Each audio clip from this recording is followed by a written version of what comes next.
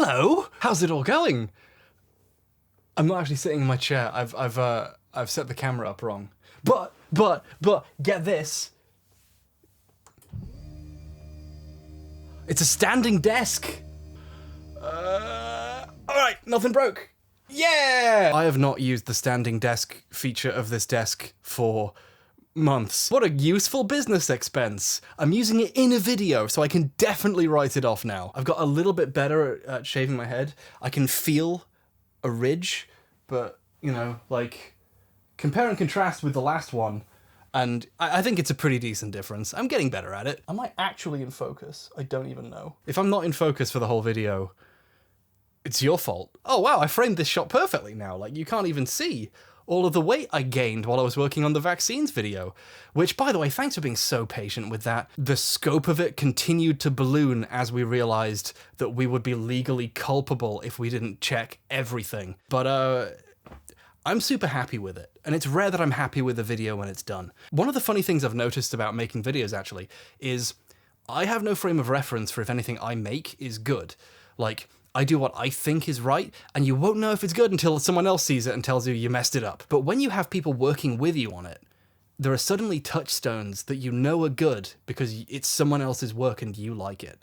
And as I've worked with more and more people on videos, like, I've started to enjoy watching my own videos again, because I'm no longer like, oh, I've seen all of this and I don't even know if it's funny anymore. Like, the animated parts in the vaccines video are fantastic. It's fantastic. It's just brilliant. I will never make a video that takes that much effort again. Like, I think people want me to make more than one video every 6 months, so let's streamline this. It is technically, if you think about it, a whole documentary, and that's about how long documentaries take to make. And speaking of documentaries, this video is a retrospective on that time some guys tried to make a documentary about some lady. I saw a comment on the last one of these from someone saying, you don't need to be too self-deprecating, people like you. And thanks for sending that message, that's really nice. Actually, I'm gonna check who wrote it. Oh, standing desks are actually great. I should actually use the standing desk feature of this. It feels really good on my feet. Larissa Burkhead, I saw your comment, and it was really positive, and it basically said, you know, you don't have to be self-deprecating all the time, you know. So this one, I'm gonna try and be positive about my own work, which is pretty hard. Gotta be really careful with this because I don't want to get my mustache wet. And I took a sip right before I started filming, and it dripped right onto my shirt. And I was worried it would show up on camera, but luckily I framed the shot so well. See? I'm being nice to myself for once, it's great. Anyway, now let's look back at the time I had hair on the correct side of my head, and had a little baby face, and had one semi-viral video under my belt and no idea what to do with my life. So I made that video, and it was, like, it did surprisingly well. I hadn't really had any thoughts about what to do next, because I make videos to amuse myself, and occasionally a couple of my friends. And I hadn't really considered it a thing I could do for a living. And at the time, in late 2015, there was a lot of recruiting happening for a tech company that needed engineers, and they were hiring basically anyone who had a degree or had just got out of the army. I remember I spent like 2 weeks really planning how I would act in the interview, coming up with interesting anecdotes from doing film studies that would somehow be useful in tech. You know, I learned how to turn the fact I built my editing PC into you know, look how good I am at tech. I did all of this. And I went in, and it was basically just a production line. Like, everyone who was there for an interview, like all 25 of us, we were all there like 2 weeks later at the onboarding process. Everyone made it in. So I technically was trained as an IT engineer, and I thought it was going to be really fun. And then I discovered that I had to move to London, because that's where all the tech stuff is. So they genuinely were like, you have to move to within this area, or you won't actually have the job that we just offered you. And of course, I needed the job. London, it turns out, if you don't have a ton of money, doesn't have that many nice places to live. So I cast the net slightly wider than maybe I should have done, and looked on websites that were doing like spare rooms. Here's the fun thing that rich people do, is they literally rent out one room of their house so that some idiot or a student could live there, you know, because they had no other choice. So I think it was out in Surrey. I found a place, and I stayed in this really, really tiny bedroom. And I had, that's just where I was based out of, and I would go to work, and I would work like 12-hour shifts replacing all of the tills in a department store, and panicking when it turned out that the equipment we'd be given was wrong and it wasn't working. And I actually still have footage from when I was like, just having these like 12-hour nightmares where everything we'd done would have to be undone, and we'd have to put all the computers that we'd taken down back. It was just this horrible nightmare. I've been in this H&M store for like 12 hours now. We've been basically gathering around tills and praying and doing arcane chants to try and make the tills work before the store opens, because otherwise we have to plug all the old ones in. It better fucking work. Oh, God. And I would go home, and the home was this like little box. And the square footage of the room was so tiny that I had my bed, and then next to it was just enough space for like a really tiny desk, not enough space for a chair. So I got one of those chairs that's kind of an arc, like a curved chair. So I would just basically I would basically just be sitting on my bed, but with a chair. And when I wasn't doing that, I was working for this tech company doing IT engineering for very long shifts at a time, because you would have to drive to the destination, and it turned out not a lot of the jobs were in London. They were actually in like Wolverhampton or Birmingham, or like really far out. So you would drive for like 2 hours, work 12 hours at the location or more if they needed you because something went wrong, and something went wrong every time, and then you would drive back and collapse, and then and that was my life. It was not great. The tills are working. The tills are working. I do remember one really fun antic where they told me, we need someone to upgrade and replace the computer equipment at a KFC in Jersey. Now, if you don't know, Jersey is a little island off the coast of England that we have colonized. Anyway, they needed someone to go there because they didn't have anyone who lived on that island working for them. So they flew me out, and they were like, go to the KFC and do the stuff. Good luck. And after getting there, it turns out Jersey's really, really big. We need you to plug some stuff in a wall at a KFC. I was like, yeah, I can do that. Yeah, it's pretty good. Yeah, sure. That's all right. How big is Jersey? I was like, oh, it's tiny. It's an airport at a KFC. I was like, yeah, I can do this. Yeah, it's pretty small. It's fucking not. It's huge. It's fucking gigantic. I have no idea where I am, except that there's a metal tree behind me. So if anyone here lives in Jersey, meet me by the metal tree and tell me where your KFC is, because I have no clue where I am. I bet Britain's that way, so I can probably just swim. But either way, for now, I'm hanging out on the Jersey shore. Anyway, it turned out that doing that trip qualified me within the company for being the fucking guy who they send everywhere to do everything. So they made me drive out increasingly further to do jobs in places, and sometimes I had to like book hotels on their dime because they couldn't be bothered to train anyone in the nearby area to do that stuff. And eventually I heard down the grapevine that they needed someone to move to the Falkland Islands to do a bunch of the tech installations there. For those of you who don't know, Britain think they own the Falkland Islands. Now, that anecdote would make you think, oh, well, if it's British, that means it's not that far from Britain. And the answer is no, it's in Argentina, which is very far away. Apparently it's Britain. I was preparing to have to uproot my entire life again to move to the fucking Falklands. And I realized that I didn't like the direction my life was going. So instead of doing anything about that, I thought, maybe I'll just do something to amuse myself with the spare time that I have.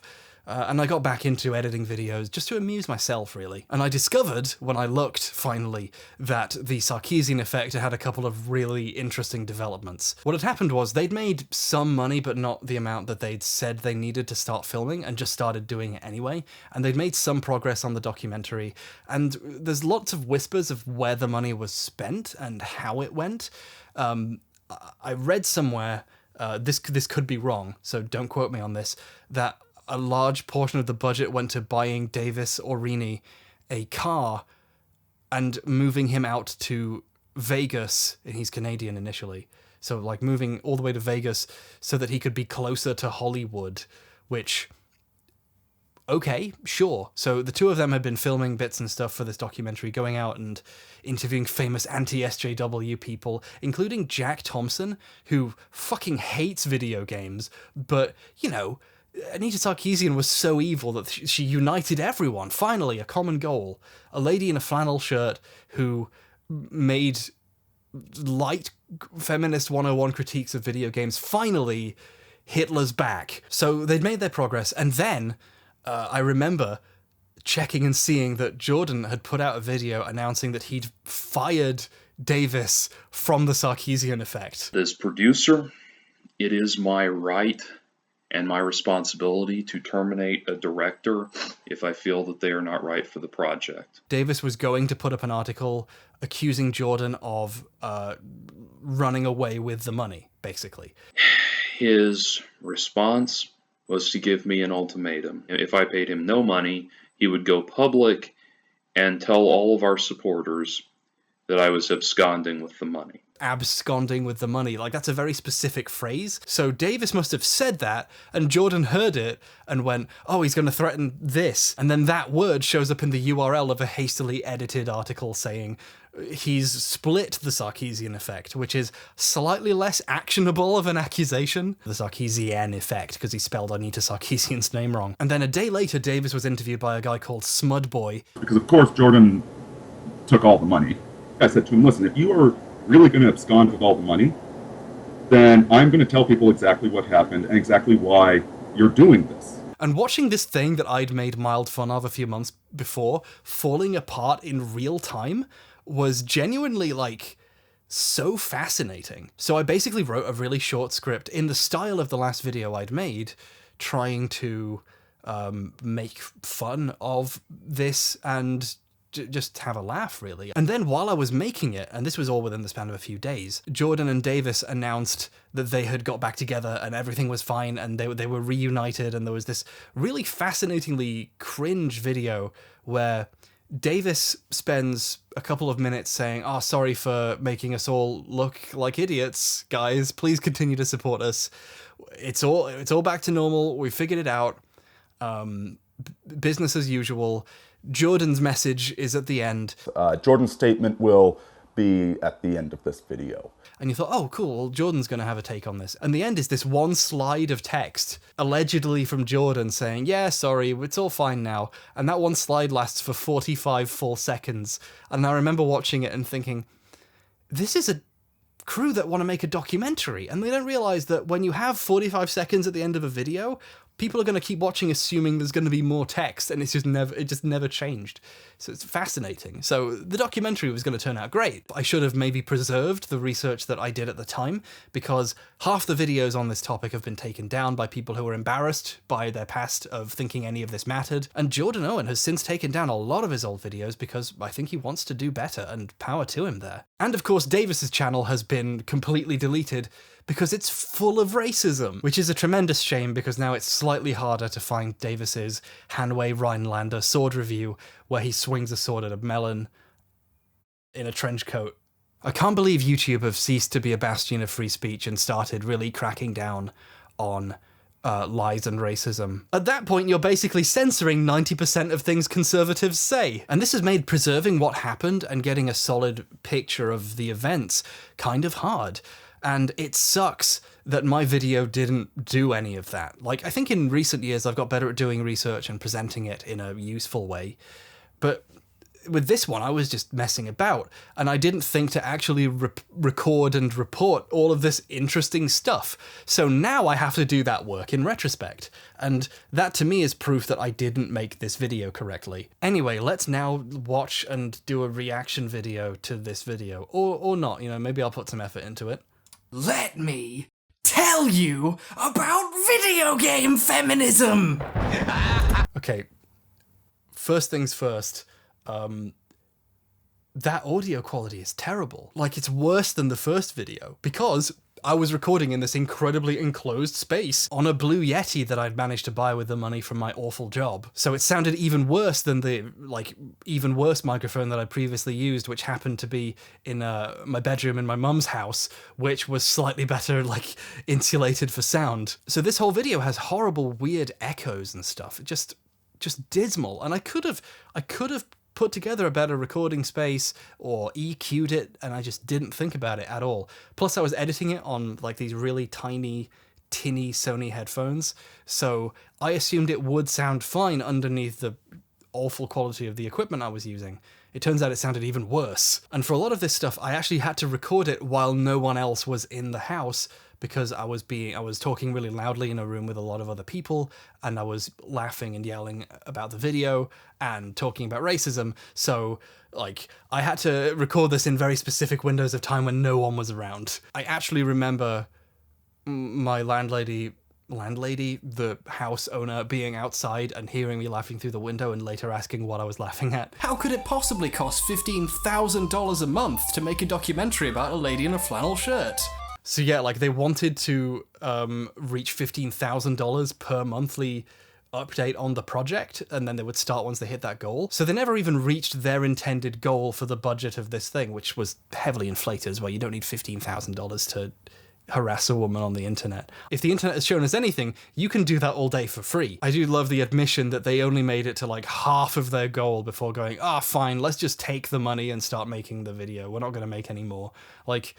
They're just taking these really gullible people for a ride. And to be fair, take their money. Let them give it to you, I guess. The fools. I mean, look at the great production value in this short film written by Davis Orini. No, man, you gotta get the hell out of here. I can't hear them. Are they talking about the wind? It's really windy here. This joke about the wind would be much funnier if my audio quality wasn't itself absolutely awful. A fun fact that I learned recently when I was doing research into this is that the really bad music for Lust in the Time of Heartache was Jordan Owen. And that's how they met. He did music for Davis's amazing short film that cost him $10,000 to make. Another fun fact that I genuinely didn't believe until I had to have it repeatedly confirmed for me is that Jordan Owen went to Berkeley, which is a really prestigious musical college. In fact, if I recall correctly, Jordan has claimed that he was in the same class as Don Glover, which, that's really funny.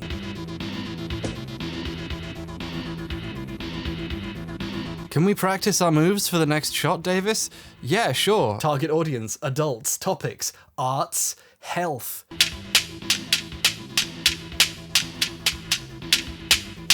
Lust in the Time of Heartache had great production values, and it only cost $10,000 to make! We will strive to leave all political baggage at the door and simply report the truth as we... So, this is one of the many obvious mistakes that I can edit this video to fix that I would notice and fix now, where that edit doesn't really scan. I've gone from talking about Lust in the Time of Heartache to reading from the Patreon for the Sarkeesian effect, and that's actually something you need to say I'm going from one thing to the other. I've made this more confusing by accident by removing important pieces of the puzzle. And I did that, I think, because I thought, it might be boring if I explained that I'm now talking about this other thing. So there we go, just this really awkward edit. It's so unexpected that someone wouldn't want to get along with someone who says things like this. You're an and you know you're an God, this is a thing I pointed out last time. I really should have thought to cut out when people say racial slurs, because hearing them is still kind of not ideal for a lot of people. And also, there are back-end problems. One of the Sarkeesian effect videos can't be watched unless you're signed in as an adult because of all the N-words in it. Thanks to Davis. It's my content is genuinely reaching less people because I didn't think to just show him saying it and mute it or cut it out, and so it's obvious what he was saying or something like that. And that's actually a really insidious problem with social media as a whole right now. In order to respond to a lot of the worst stuff online, you have to in some way quote it or present it in order to debunk it. And A lot of people get their videos deleted or accounts banned on various platforms simply for in any way reproducing it. A lot of history videos that deal with the history of, the Nazis gets taken down because it's technically discussing fascism, even though it's obviously in a negative light. Like, this is one of the many discourse problems that we're going to have as we talk about how we regulate disinformation online. In fact, I remember I was talking to Kat and she made this really interesting point that I'm now going to steal. People like to say, it's so easy to just ban the Nazis on Twitter. In fact, in Germany, it's all already censored, so there's obviously a system for that. But no, the system is so automated that a lot of genuine activism gets lumped in with this automatic ban in Germany. So a lot of incredibly important voices are effectively censored by a very unwieldy attempt to take down obvious hate speech. And in an incredibly minor way, I allowed my videos to be victims of that by showing all the worst things some of these people say. So a lot of my videos are permanently age-gated because there's some stuff in there, and especially for the stuff Davis says, I get it. It is good that you can't say the N-word on YouTube. Also, really don't like the segues in this video. You can tell that I was trying to figure out... I was basically trying to make a video similar to the one that had been weirdly successful and mimicking it in ways that didn't really work. So instead of building an interesting segue or analysis out of what was being said, which I would try and do now, I'm just like, wow, these guys suck. Here's a thing that they said, which just feels forced. This whole video feels forced. That's the thing I would say about it. I do like the KKK HUD coming down, though. In the article, Arini claims the problem started because Jordan Owen doesn't know how to relate to women. What a shocking revelation! This is basically me just reusing a joke that was on the cutting room floor from the last video, where I just make fun of, him directly calling out a dancer at a club. And also, looking back, it's kind of a low blow. I don't like making fun of someone's ability to get women. That's not the thing that's wrong here, ultimately. It's just a byproduct of it. This video is just an act of disrespect. Look at these fucking idiots. And I felt like there was value in that because ridiculing these people, I thought, was funny and took people who were being very rude and hurtful down a peg. But in retrospect, I don't feel like that justifies it as much as I thought at the time. And when a man who says stuff like women in our culture have become the most decadent sluts since the fall of Rome, I do really like that joke.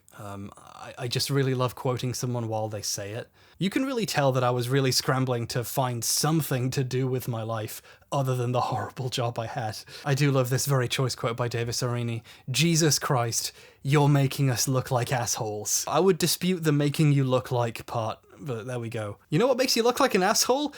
Leaking Skype logs online. This is stuff that I probably should have brought up in the video that I am watching, Past me, you fool. A thing that I really wish came through more in this video was, it is obvious which of these two people is in the wrong. He was right to fire Davis from the project, and he must have the patience of a saint to be willing to work with him afterwards. With friends like these, who needs a knee to Sarkeesian? That joke, I really don't like that. I paused it just now, and then there was another second and a half more than there needed to be. That joke would have been funnier if the sound quality was better and if it had cut off slightly faster. But instead I'm like, yeah, do you remember that he spelled a name wrong? Do you remember? I'm fixating on things being spelled wrong and never stopping to do the kind of substantive critique that justifies laughing at this stuff. Without all of that, I'm just making fun of people for not being able to spell. So what? People spell things wrong all the time. I don't like that kind of approach to videos, and I wish I'd made the video good. To make matters worse, everyone's favourite contributor, Davis Arini's super important toy Scully, wants to... I do actually really like that he hid the skull because people were laughing at him. In the comments of all of his videos that he was making afterwards, he kind of persisted in using it for a while, and the comments were all, "You're still using it, you're making us look like idiots," and ha ha ha ha. Eventually, he hid it. He took it down. I do think that's really, really funny. I got him to blink, you know, I got him to budge. He does still have it, and in future streams that I've seen of his, he just keeps his swords and skulls and other like props on full display. So you know, he kept them forever. Speaking of which, I just a few days ago finally threw away a bunch of the old toy prop wooden and metal swords that I had in case I ever wanted them for a video. And when I was a kid, I loved just swinging toy swords around. I just had a great time, you know, in my living room. Probably no end of scuffed furniture, but you know, like I got back and like realized, wow, I finally put away the childish things. And it's amazing coming back to this video, and in it, a man who is older than I am now is clinging to this novelty toy skull. At what point are you going to engage someone in combat with a sword in the real world? This is one of the few times in my life that I feel like I'm a mature person. Like, on some level, I review video games for a living. It's funny, I've never felt more like a child watching my old videos and seeing all the obvious mistakes I wish I'd known better then, but also feeling incredibly mature, knowing that even then, I wasn't fucking trying to look clever by owning swords. Like, even then, I knew they were toys that I should probably not put on display. Is a struggle.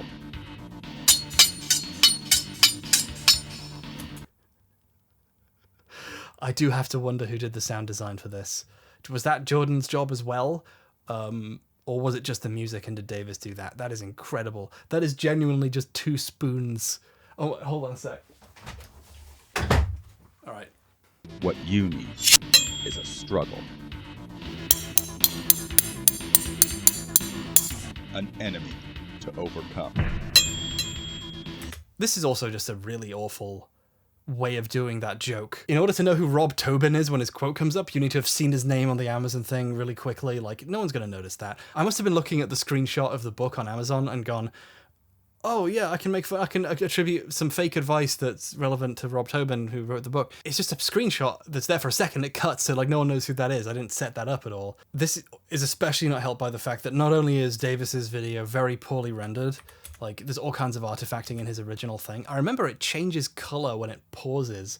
Like something is just wrong with, he just didn't edit the video very well. But on top of that, my own video is exported at 720p at an incredibly low resolution.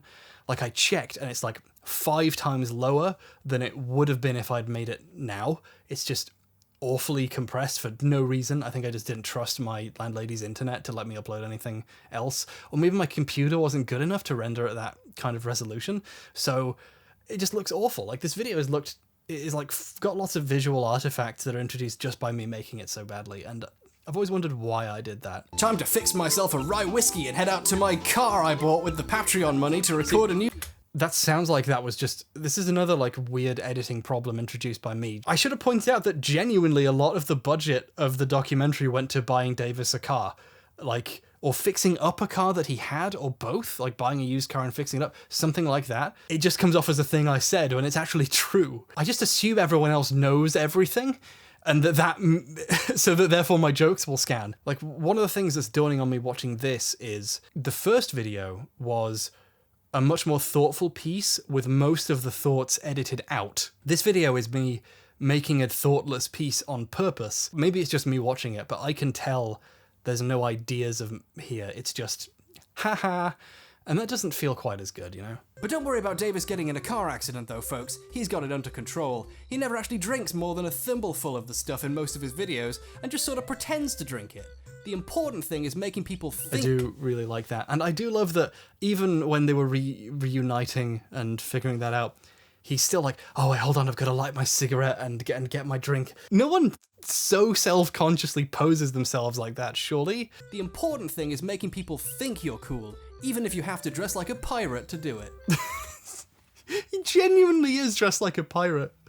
Oh. I also always wondered if he has blue and red lighting, or if that's like just a quirk of where he happens to be filming. Like, I do wonder how he got this shot, because he doesn't use colored lighting any other shots than this one when he's in this chair with this window. So what's going on there? I've always been really curious about his setup. I want to see a YouTube tutorial by Davis Arini. And let's not forget the Jews. Lord have mercy, let's not forget the Jews. Get it together, guys! Again, that's quite funny, but again, I should have worked that into the point a bit better. I should have had a point to make. This video would maybe be a minute shorter if I'd made it now. Well, it would be probably a lot longer, actually, knowing me. But it would be a lot snappier, at least. So all the bad jokes wouldn't have had quite as much time to not land. Get it together, guys! I mean, even Mundane Matt thinks you should do it. And he's a genius. Wait, is that his logo? What is it with these people and skulls? I do think it's very funny that it was all skulls with these people for so long. I don't know, that's really funny to me. Like, I think it's partially because there is this, like, oh, it's like this badass kind of dark imagery and, oh, you know, I'm edgy. Does anyone really own the skull? Like, we all have one. So why are you making it such a big part of your brand? Are we the baddies? I have nothing against white nationalism. I think now my favorite thing about that joke is the incredibly poorly cut out faces. Like, I just couldn't be bothered. I'm sure at some point in the near future they'll realise how shitty and needlessly argumentative this makes them and their project look, and they'll pretend to be friends again to try and save face. No, wait, that already happened! Again, like, this is just, there's so many words and there's no visuals, and it's clearly a set, like, I don't know. God, if I was a little bit more clever, I could have photoshopped a Totenkopf onto his hat. But nope. Owen Arini Productions is back in business. God, music is so bad. I love it so much. So amazing! Reunite! Oh, it's gone. I did like that. I don't know, as someone who went to school to do this stuff, when a title just like disappears while the rest of it is fading out, that is a personal, like, what are you doing, you know? Well, that's just great. Good to see the project's back on track. The train track. Oh my God. Successfully defeating basic critical theory. Cheers, guys. I'm so young. I'm so young. What happened to me? God, I still have the source footage for that. I should look through and see if I do anything funny or interesting. Arini left a comment on my video saying how he could detect the fear and desperation in my eyes as he heard my laughter. And that really hit home, you know. I was afraid of the toy skull. You're emasculating me by being so damn... so much of everything. Just so much. My tripod is balanced on nothing. Like, it actually should be falling down right now. I can see why you need a producer and a director for this shit. It's really hard doing it all yourself. That's one of my landlady's glasses, by the way. Like, I didn't even own any utensils. I think I had a rice cooker and a fork. Oh, fun fact, when I filmed this, I had just shaved. I would always shave right before I filmed a video. It's the only time I bothered to do any personal grooming whatsoever, to be honest. And when I took a big, like, weird sip of the juice, some of it went in, like, the little micro cuts you get when you shave, and it stung like hell. Jordan Owen and Davis Arini have worked closely together for months, and even they can't decide if they like each other or not. Why should we trust what they have to say about a woman who they haven't even met, who at most has made a couple of hours of video footage, and whose name they can't even fucking spell? Yeah, like, that's the context of the spelling jokes. Like, I really picked up on it and made fun of it multiple times. And that only works if you're also making a substantive critique. And I wasn't, I was just picking at them. This is like a conclusion to a video that had more to say, I think. It's a shame. It's weird how now, in retrospect, this video somehow has more views than the original. Let me quickly check. So this video has more views than the original, despite, in my opinion, being worse and more self-consciously an attempt to mimic a thing that happened to be successful. But it's got slightly less direct racism in it. You can actually watch this one without having to be, you know, set as an adult on and logged in. So I guess that's how. All whitey's fault. It's all slavery. Slavery, even though it ended 150 years ago, is still holding my people down. Like, imagine sitting there and like doing a black voice and not thinking for a second that maybe you could discuss the issue in a way that didn't make you look like a fucking loser. Overall, I'm just glad to see this little lover's tiff is over. I mean, seriously, what?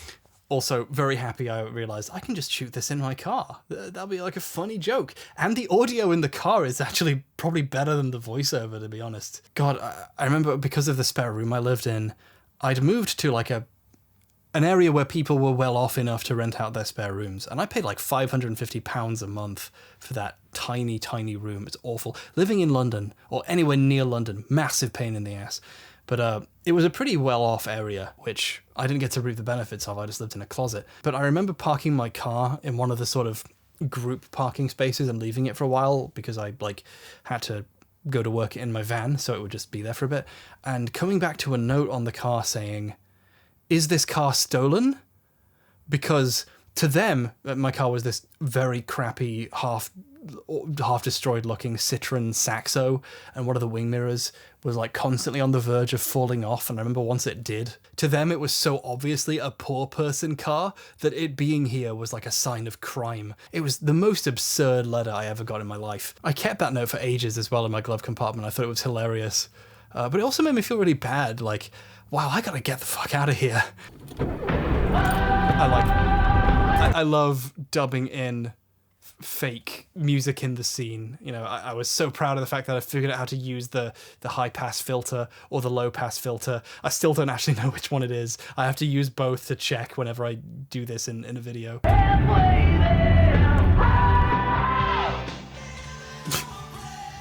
I don't think this joke scans, but for me, I thought it would be I'd accidentally crashed my car and all of the obvious trash in the car from filming the video had been scattered everywhere.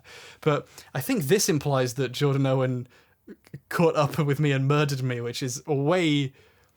I don't know, that just feels rude to imply you've been murdered by someone. I don't know. I gotta get out of here. This was genuinely just the first take of when I tried to do the video. I think I genuinely just put the tripod in the passenger seat. In fact, don't watch it back because it's probably a crime. But while I'm filming the bit where I'm driving in first gear down an empty street, so it's fine. I checked.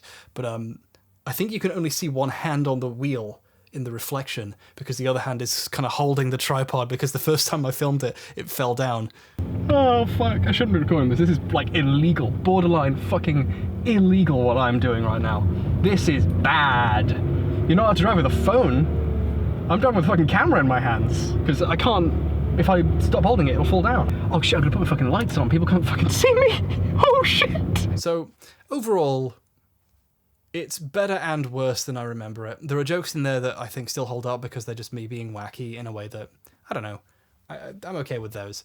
But there are also times where it feels incredibly forced. So making this video really gave me something to do that I enjoyed. Even though I do realize now I was kind of hastily trying to remake something that happened to be popular. I was just chasing the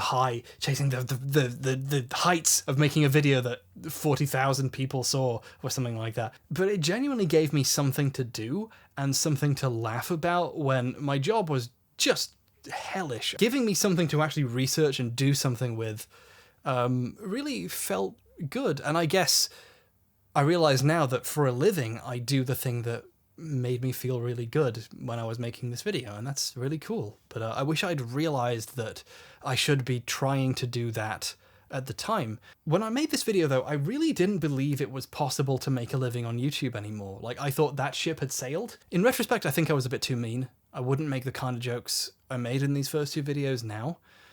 Maybe I've matured a bit, and maybe...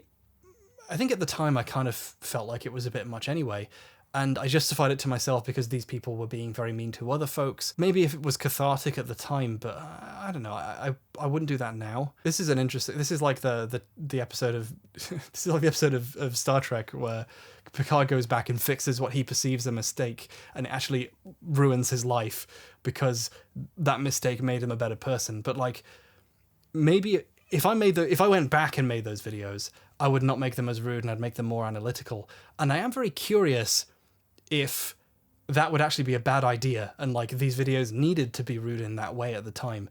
It is funny how a lot of YouTubers seem to get their start by being really controversial or attention-gettingly rude, and then they spend the rest of their careers maturing as people and making better stuff and kind of walking back the attitudes that made them popular in the first place. I think that's kind of just the way it is. I always think about how, this is very pretentious anecdote, but Friedrich Nietzsche always titled his books in a way that he knew would get attention, more so than because he felt like they were the best possible title to describe the work he was doing. And I basically am like that. The other one, I just was having a laugh and didn't give a shit. This time, I was actively courting that because the last video seemed to work, and I realize now how disingenuous that was. I do think it's also that, like, early on, I was kind of making these videos for a couple of my friends and for myself. So for me, when I say something ridiculously rude, it's funny because I know I wouldn't normally say that. And it's funny to my friends because, for the same reason, because they know me.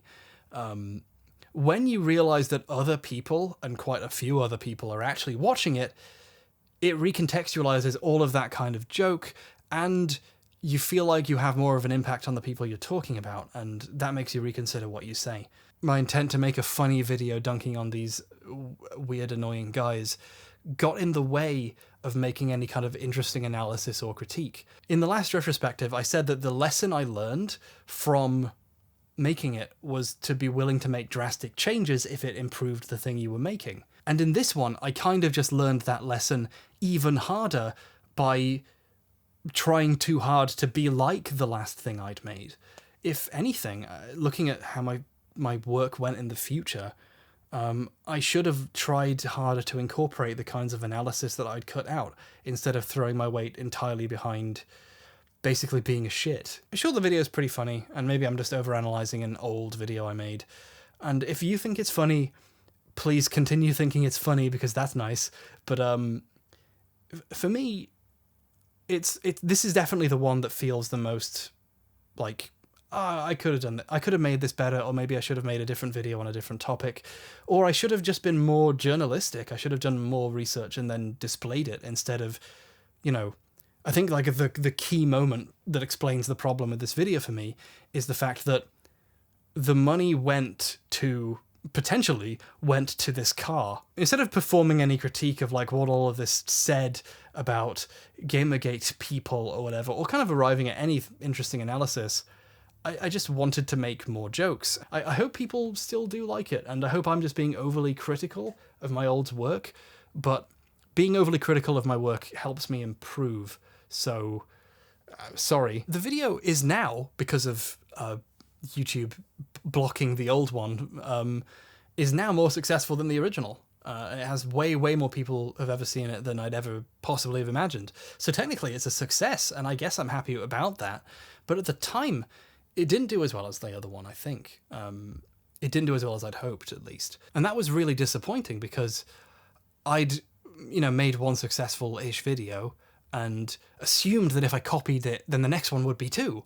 And when it was kind of not as well regarded and didn't do anywhere near as well, I felt disappointment in a way that I've not normally felt about videos I've made. And I think that's because I was invested in the video being successful. I wanted people to like it, and I kind of wanted to recreate that feeling of praise that I got when I accidentally made a good video the first time. Nowadays, my approach is to make videos that at the very least I feel happy with, or are at best reflect the video I want them to be. Then I'm satisfied with what I've made on some spiritual, emotional level, and then no matter how the video does, I don't really mind. Like, I want them to be successful, but if it's what I wanted it to be, then the people who like what I make will hopefully enjoy it, and then the success of the video in terms of views or attention doesn't matter as much.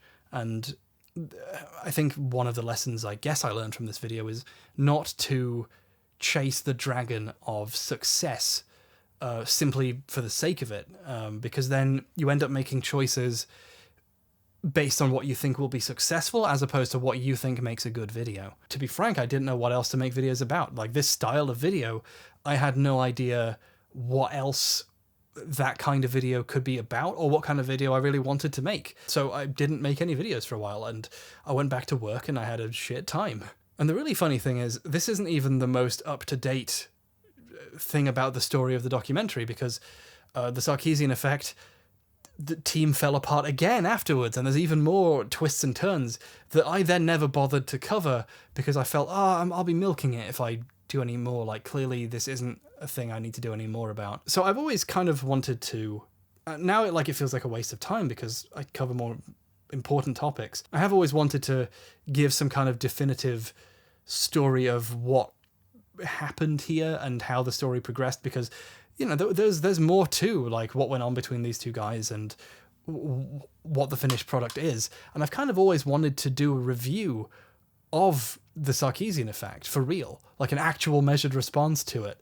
And I'm curious if anyone would actually want to see a video analyzing the two Sarkeesian effect movies that we got and discussing all of that in more detail, but I'm not sure if it's necessary. So I'm curious if you want to see that. But do you want me to tell you that these documentaries that came out 5 years ago are as bad as you think they are? Like, does anyone need to be told? Don't I have more interesting videos to make that could have an impact on people's thinking about something? You know, that's always been the thought. And it's so long ago that, at the very least, like, some of the people who worked on them, some of the people interviewed in them, and especially Jordan Owen, have genuinely tried to change as people and make amends. Like, isn't the honest thing to do to let it die, you know? So currently the most interesting analysis of the Sarkeesian effect is by Foldable Human. Dan Olson on Twitter did a tweet thread when he watched through Jordan's version. I've always been fascinated by how self-defeating the approach to Sarkeesian has been. I genuinely think that if no one had bothered being shitty about Anita Sarkeesian, people wouldn't know who she is today. Like, the Kickstarter that got her the funding to make the videos she made only happened because she was harassed so much, like, got so much attention to it. I genuinely feel really sorry for Jordan Owen. I think he's doing his best, especially now, to move on and be a good person. I think he's really trying. And it's a shame that he went so deep in this hole. Like, what do you do when you're the Sarkeesian effect guy? You know? I can't help but feel a bit sorry for him. So yeah, that's that video. And, you know, there are some okay parts, but I'm glad I don't make videos like this anymore. So, you know, I guess I've grown as a person or something. And I say the video wasn't successful, but in a way, it was exactly as successful as it needed to be for me to live the life that I now live. Because someone who saw that video said, hey, you seem quite good at editing. I'm shocked as well, considering how many of there are so many cuts where I cut way too late so the joke doesn't land. And some of the, you know, I don't even cut out the faces properly. But anyway, someone saw that and said, hey, I do editing for a fairly popular YouTube channel, and I would love for you to do some editing on those. And getting that job, doing something other than the other job I did, utterly altered the course of my life forever. So in a way, the video was kind of a success, and I guess I'll go into detail on that when we do the next retrospective, since that's more relevant to that one. With the previous retrospective, I was looking back at a video that I was ultimately pretty happy about and very grateful for the success of. But with this one, it's like, eh. So yeah, that's the Sarkeesian effect in crisis, a measured... It's not actually a measured response, is it? It's just a Sarkeesian effect in crisis. It's not even technically a measured response video. What's going on? Why is it in the measured response playlist? I guess I want to say thanks for the support that enables me to take the time to make the videos that I'm making now. And thanks especially to the people who saw this and went, there's potential here. Like, that was really nice of you. It's kind of fascinating that there are some people who started supporting me right after making this video who are still here. The next videos are probably more interesting to do retrospectives on because they have more thoughts going into them that I can discuss. But yeah, this is the last short jokey one. And afterwards I decided, maybe I can apply this format to things. So let's see how that works out. I think the sun has very actively gone down while I was filming this. So I hope it doesn't show up too much in editing, because I'm gonna shift some things around to put them in the right order. I was worried this video was going to be super negative. Like, oh, this is a video that I am not happy about, and here's why I'm not happy about all these problems. But honestly, looking back at it, I do feel kind of good. Like, I actually am quantitatively better at making videos than I used to be. I've never really been sure. Like, it's very easy to kind of trick yourself into thinking, am I good at this? I don't really know. I never feel like you're never really sure anything. You know, I guess it's the Dunning-Kruger effect. Like, maybe as I get better at this, I understand more all the things I'm not good at in greater detail or something. But It's really fun with this video to look back and go, here's all the things I know I would do differently. And even though I am ultimately ripping a thing I made to shreds, I'm also affirming to myself that I now know better than I did then. I genuinely feel like I have matured as a person, finally. You'd think that growing a beard and doing a really in-depth video about vaccination would have taught me that maybe I am pretty good at some things. But no, I only feel like an adult now watching a young me scream in his car and spill apple juice everywhere. So yeah, I guess I can now point to myself and say, I definitely have grown as a person in the last 5 years. There definitely is an arc there. I wasn't sure until now. You know what, Larissa? I will be positive about myself. I've definitely got better over the last couple of years. I'm pretty happy about that. And I hope I make more good videos eventually. That's not me being self-deprecating. These videos just take a while. There's a monitor here that I'm using to check that I'm in focus. And there's a thing on the camera called focus peaking, which you use to like, it kind of colors in everything that's definitely in focus. And since I started getting a beard, whenever I'm in the right spot, my whole beard starts to just kind of glow red. And I'm like, oh! So like occasionally I shock myself by looking at my own face and discovering that I've turned into a monster. Speaking of which, I guess I also learned how to focus my fucking camera. Finally, it took me half a decade, but here we are. Holy shit, some of the future videos look like a goddamn mess. Anyway, I hope you enjoyed watching this. I have not come up with a good ending.